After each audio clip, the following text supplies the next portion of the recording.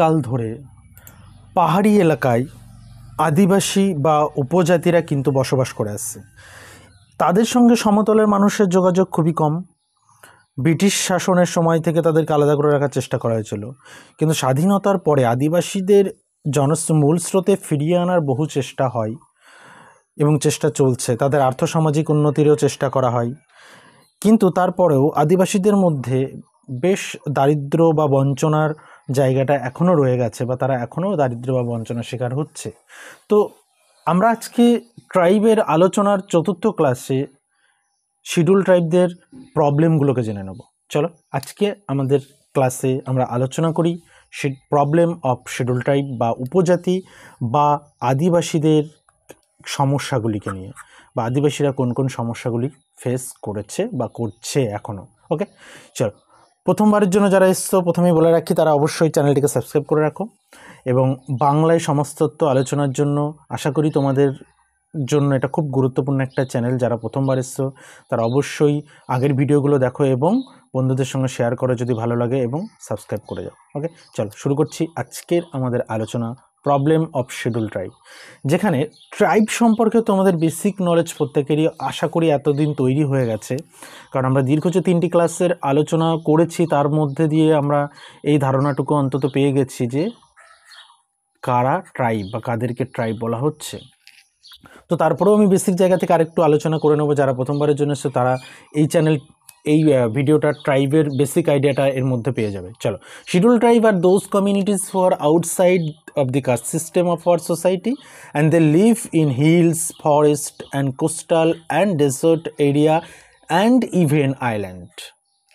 ওকে, তাহলে কি আমাদের যে কাস্ট সিস্টেমের বাইরে ট্রাইব রয়েছে, তাই তো? কাস্ট সিস্টেমের মধ্যে কিন্তু ইনক্লুড নেই, তাই তো?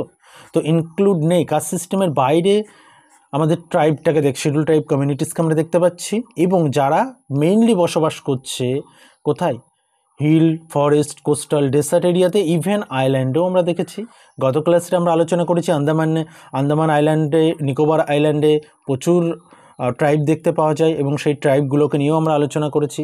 দে have their own culture and social organization, তাদের নিজস্ব একটা সংস্কৃতি আছে এবং তাদের একটা সামাজিক সংগঠনও কিন্তু আছে ট্রাইবদের। ওকে, ট্রাইবরা নিজেদের একটা পরিচিতি আছে, নিজেদের একটা স্বাতন্ত্রতা বজায় রেখেছে তাদের কালচারের মধ্য দিয়ে। They also had their own political system.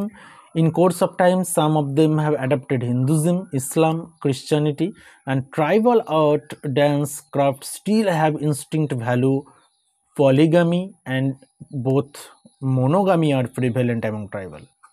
তারা সিম্পলি তাদের মধ্যে একটা ওন পলিটিক্যাল সিস্টেম রয়েছে, তারা অ্যাডাপ্ট করছে ইসলাম এবং ক্রিশ্চিয়ানিটি, 3টে রিলিজনই অ্যাডাপ্ট করতে দেখছি। এবং একই সঙ্গে আমরা দেখছি 2টি বিবাহই কিন্তু দেখা যাচ্ছে, বিবাহের যে ধরন, পলিগামি এবং মনোগামি। পলিগামি মিন্স পলিগামি এবং মনোগামি তোমরা জানো যে একটা হচ্ছে একগামিতা, একটা হচ্ছে বহুগামিতা।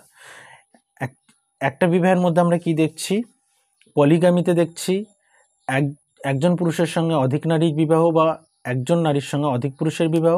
আর মনোগামিতে আমরা দেখছি একজন পুরুষের সঙ্গে একজন নারীর বিবাহ। Okay, but some tribal also practice polyandry. Polyandry হচ্ছে একজন নারীর সঙ্গে অধিক পুরুষের বিবাহ। ফর এক্সাম্পল টোডা, খাসা, জেনুসার, বাওয়ার, এইসব ট্রাইবগুলোর মধ্যে পলিএন্ড্রি দেখতে পাওয়া যায়। A large number of tribal society are patrilineal, but matrilineal is also prevalent among the tribe Khashi, Jaintia, Garo, etc. Okay, mainly দেখো ট্রাইবালে, আমি এটা আগে আলোচনা করিনি যে ট্রাইবাল সোসাইটিটা মেইনলি কিন্তু প্যাট্রিলিনিয়াল মানে পিতৃবংশানুক্রমিক, আমরাকে যদি বাংলায় বলি, অর্থাৎ যেখানে যে বংশের, অর্থাৎ যে ট্রাইবরা পরিচিতি পাচ্ছে, কার পরিচিতি? টোটাল পিতৃর বংশ থেকে, পিতার পরিচয় থেকেই সে তার পরিচয় পাচ্ছে, বা পিতার বংশ অনুযায়ী তার পরিচয় হচ্ছে, সেটাকে আমরা বলছি প্যাট্রিলিনিয়াল। এবং ট্রাইবাল সোসাইটি কিন্তু patrilineal, a large number of tribal. কিন্তু শুধু প্যাট্রিলিনিয়ালই কিন্তু নয়, ম্যাট্রিলিনিয়ালও আছে, মাতৃবংশানুক্রমিক ট্রাইবও কিছু রয়েছে, যেমন খাসি, জয়ন্তিয়া, গারো, এই তিনটি কিন্তু মাতৃবংশানুক্রমিক, অর্থাৎ এদের পরিচয়টা কিন্তু টোটাল মায়ের তরফ থেকে হয়, মায়ের বংশ অনুযায়ী কিন্তু এদের পরিচয়টা হয়।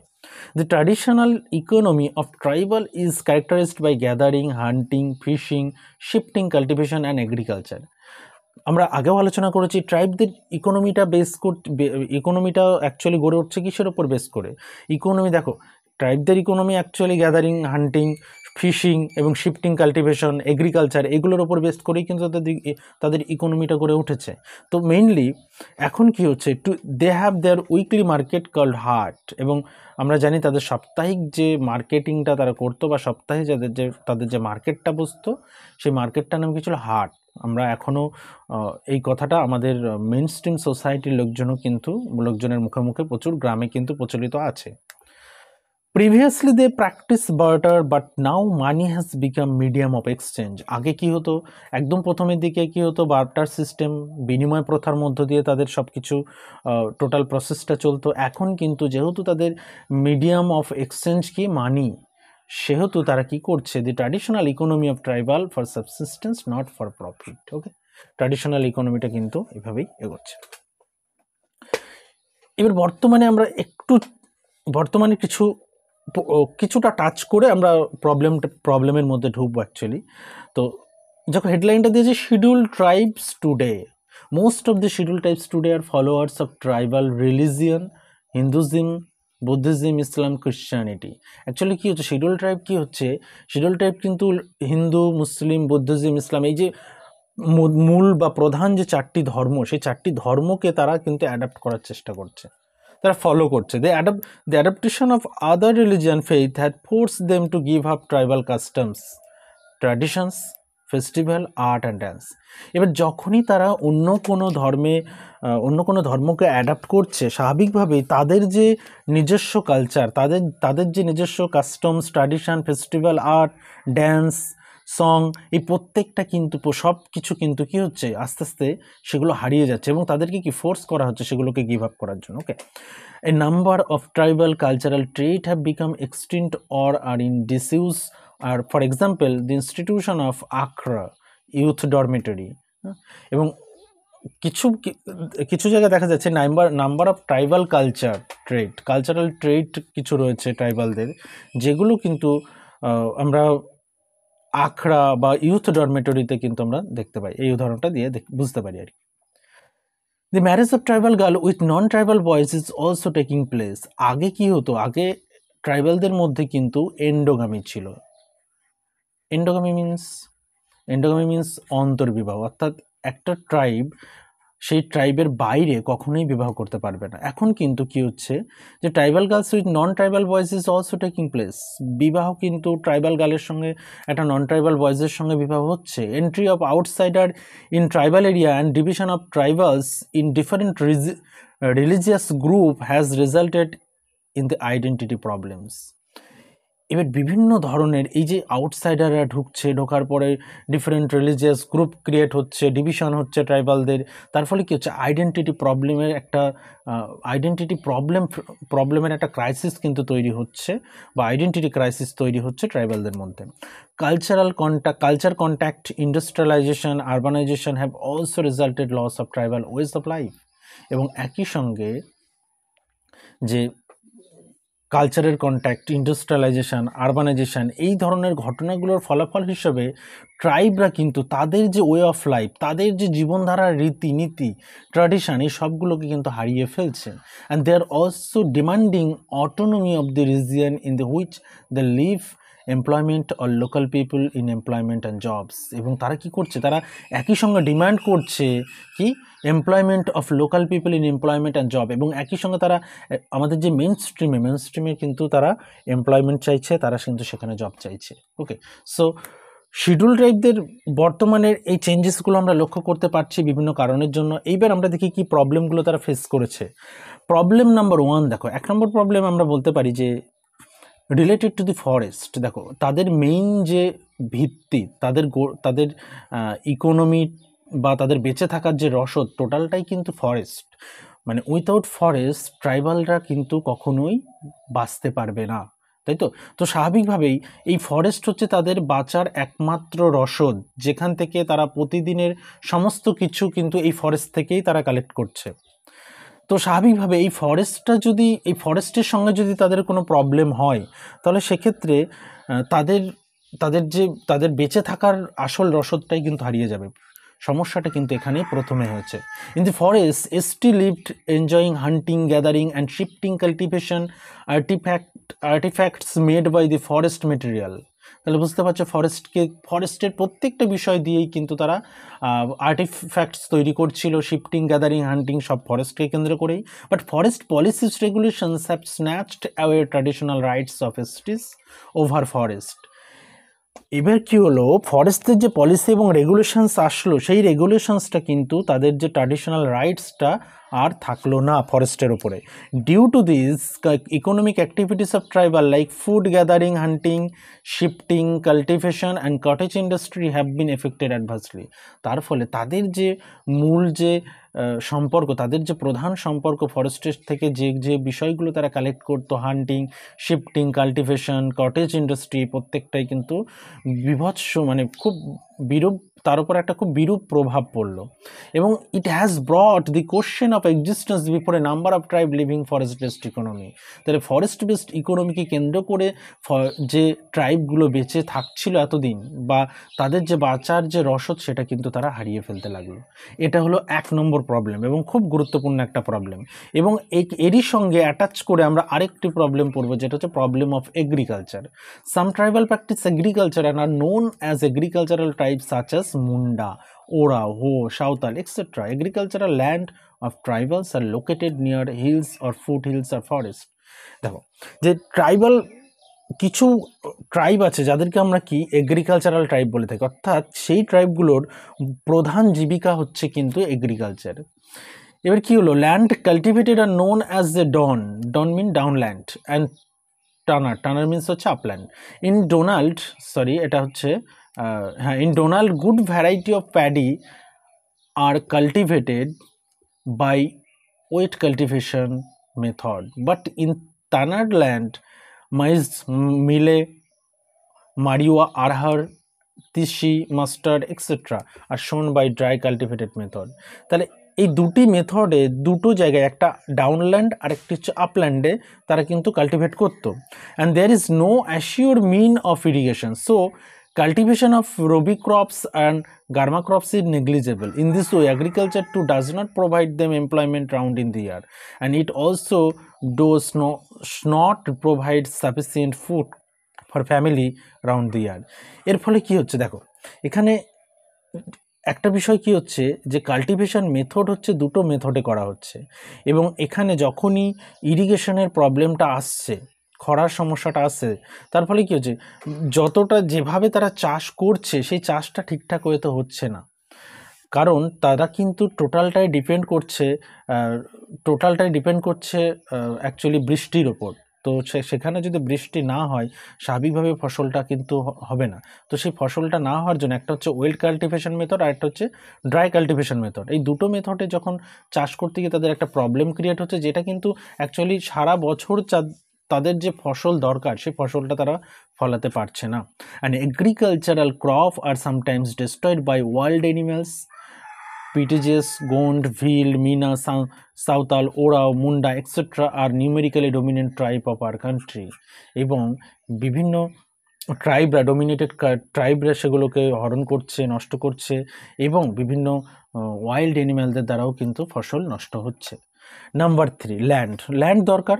এবার ল্যান্ড যদি স্বাভাবিকভাবেই কোনো ল দিয়ে সেগুলোকে অধিকার করা হয়, তাহলে তো একটা জটিলতর সমস্যার সৃষ্টি হবে, আর সেই সমস্যাটাই কিন্তু ট্রাইবদের ক্ষেত্রে হলো। Right from British days, the tribal land have been acquired for road, railway, office, colonies, market, hospital, post office, etc.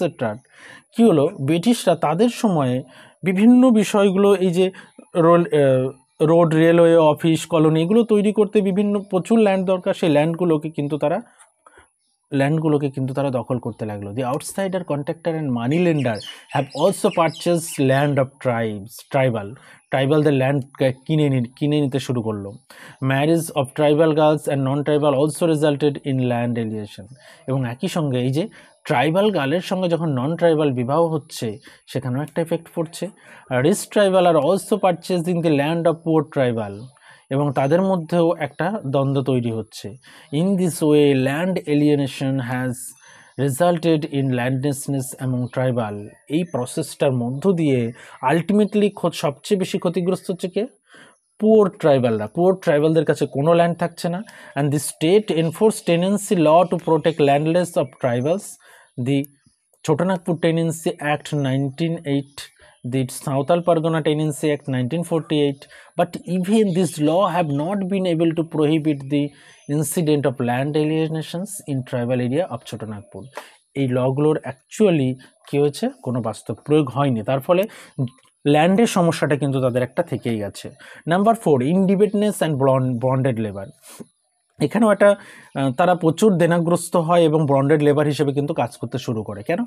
কারণ প্রতিদিন earning daily wage are not only a mean through which a good number of tribal families are surviving today, but as a laborer they do not get work round in the year and payment is neither regular or nor proper. তারা প্রতিদিন কাজ করছে ঠিক আছে, কিন্তু কাজ করার পর পেমেন্টটা কিন্তু রেগুলার এবং প্রপারলি পাচ্ছে না। অ্যাজ এ রেজাল্ট কী হচ্ছে, majority of them are not in position in meet both ends. Naturally they have to take loan from mahajan and high rate of interest. তাদের কাছে যখনই পয়সার অর্থাৎ মানির শর্টেজটা দেখা দিচ্ছে, অর্থনৈতিকভাবে তারা প্রচণ্ড দুর্বল হয়ে পড়ছে, তারা মহাজনের কাছ থেকে হাই রেট অফ ইন্টারেস্ট, উচ্চ সুদের হারে তারা টাকা ধার নিচ্ছে, এবং সেই টাকা সুদে নেওয়ার ফলে তারা তো শোধ করতে পারছে না। When they express inability to repay their loan and interest, but they are made to repay to by working as a bonded labour at nominal wage. তখন কি হচ্ছে, তারা যেহেতু টাকা শোধ করতে পারছে না, টাকাটা তো শোধ করতে হবে, তখন তারা বাধ্য হচ্ছে কিন্তু বন্ডেড লেবার হিসেবে কাজ করতে, এবং তারা অল্প পয়সায় দীর্ঘদিন খাটিয়ে নিচ্ছে টাইপদেরকে দিয়ে। Problem of health and nutrition. স্বাভাবিকভাবেই হেলথের প্রবলেমটাও থাকবে, কারণ যেখানে আমরা এত সমস্যা দেখছি সেখানে স্বাভাবিকভাবেই স্বাস্থ্যের সমস্যাটাও তৈরি হবে। Though the practice of food gathering, hunting, tribal are able to get nutrient like vitamin, mineral, protein, carbohydrate, etc. হ্যাঁ, গ্যাদারিং এবং হান্টিংয়ের ক্ষেত্রে ট্রাইবালদের মধ্যে ভিটামিন, মিনারেল, প্রোটিনের অভাব হয় না। But ban on hunting gathering coupled with a depletion of forest has resulted in malnutrition and under-nourishment. স্বাভাবিকভাবেই যখনই হান্টিং গ্যাদারিংয়ের উপর ব্যান করে দেওয়া হলো তখনই কিন্তু তাদের প্রোটিন, কার্বোহাইড্রেট, মিনারেল বা ভিটামিনের অভাব দেখা দিল। And the income of majority tribal family is not enough to feed family member properly, এবং ম্যাক্সিমাম পরিবারেরই কিন্তু প্রপারলি তাদেরকে খাবার খাওয়ানোর সামর্থ্য কিন্তু নেই। This keeps them the state semi starvation. তার ফলে তারা কিন্তু একটা কি হচ্ছে, তারা কিন্তু সেমি স্টারভেশন তাদের মধ্যে দেখা দিচ্ছে। তারা কিন্তু দীর্ঘদিন ধরে মানে অর্ধ ভোজন করছে বলা চলে। তো অর্ধ ভোজনের ফলে স্বাভাবিকভাবেই তাদের শরীরে কিন্তু ভিটামিন, প্রোটিনের অভাব দেখা দিচ্ছে। And the environment in which the live is also unhygienic, এবং তারা যে পরিবেশে বসবাস করছে সেটাও একই সঙ্গে আনহাইজেনিক হয়ে উঠছে। And this affect their health adversely. They visit the local traditional healer for seeking a cure of their ailments. Lack of money does not allow them to visit private clinics or even public hospital for their treatment. তার ফলে কি হচ্ছে, তাদের যে সমস্যাটা, শারীরিক বিভিন্ন সমস্যা তৈরি হচ্ছে, সেই সমস্যাগুলোর জন্য তারা কিন্তু কোনো প্রাইভেট ক্লিনিকে যেতে পারছে না, কারণ তাদের কাছে পয়সা নেই। তারা অত্যন্ত দরিদ্র সীমার নিচে বসবাস করছে। Even public hospital for their treatment does not allow them. Even public হসপিটালেও কিন্তু তাদেরকে অ্যালাউ করা হচ্ছে না। তাহলে তারা যাবে কোথায়? তো তাদের যে এই যে সমস্যা, এই সমস্যাটা কিন্তু খুব বড় একটা সমস্যা হচ্ছে। তার ফলে এই হেলথ এবং নিউট্রিশনের সমস্যাটা তাদেরকে কিন্তু ট্রাইবদের যে সংখ্যাটা প্রচুর পরিমাণে কমিয়ে দিচ্ছে। প্রচুর ট্রাইব কিন্তু বিনা চিকিৎসায়ও মারা যাচ্ছে। ওকে, সো আজকে আমরা এই 5টা প্রবলেমের ওপরেই ফোকাস করলাম। তোমরা অবশ্যই 5টা প্রবলেম খুব ভালো করে আরেকবার পারলে দেখে নাও, এবং কোনো রকম সমস্যা থাকলে অবশ্যই নিচে কমেন্ট করে জানাও। পরের ক্লাসে আমরা আরও 5টা প্রবলেম দেখব, যে 5টা প্রবলেম কীভাবে আমাদের ট্রাইবগুলোকে কোন কোন সিচুয়েশনে ট্রাইবগুলো এটা ফেস করছে সেগুলো আমরা এখানে দেখে নেব। ঠিক আছে, ওকে, থ্যাংক ইউ ভিডিওটি পুরো দেখার জন্য। আর ভিডিওটি ভালো লাগলে অবশ্যই বন্ধুদের সঙ্গে শেয়ার করো। Thank you.